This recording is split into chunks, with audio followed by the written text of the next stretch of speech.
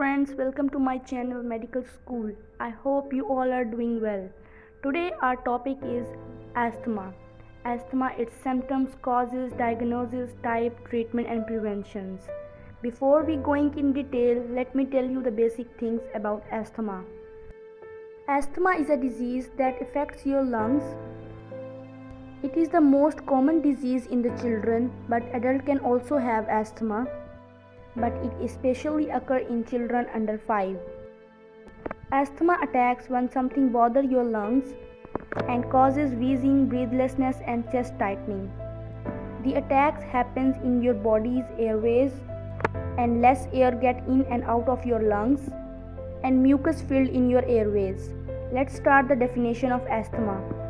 Asthma is a chronic disease involving the airways in the lungs. These airways or bronchial tubes allow air to come in and out of the lungs. If you have asthma, your airways are inflamed. They become even more swollen and the muscles around the airways can tighten when something triggers your symptoms.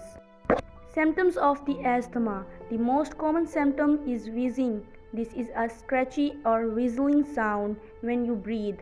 Other symptoms include shortness of breath, chest tightness or pain, chronic coughing, trouble sleeping due to coughing or wheezing.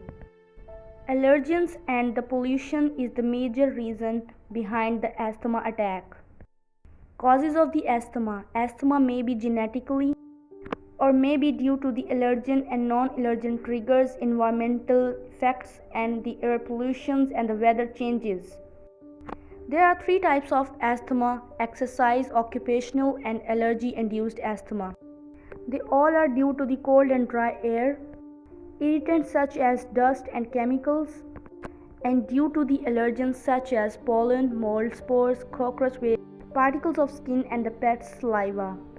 Doctors diagnose the asthma by physical examination and test to measure the lung function. Test to determine how air moves in and out as you breathe, and the measurement of respiratory infection and chronic obstructive pulmonary diseases help to measure and diagnose the asthma. Major risk factors of asthma: having a blood relative with asthma such as parent or sibling, having an other allergic condition, being overweight, being a smoker, exposure to the second-hand smokes, exposure to the allergens such as pollution, and exposure to the occupational triggers. Treatment of asthma. Prevention and long-term control are the key to stopping the asthma attack before they start.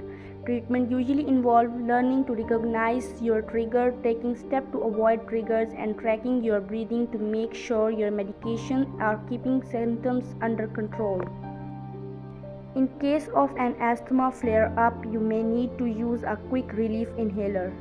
Preventions of asthma.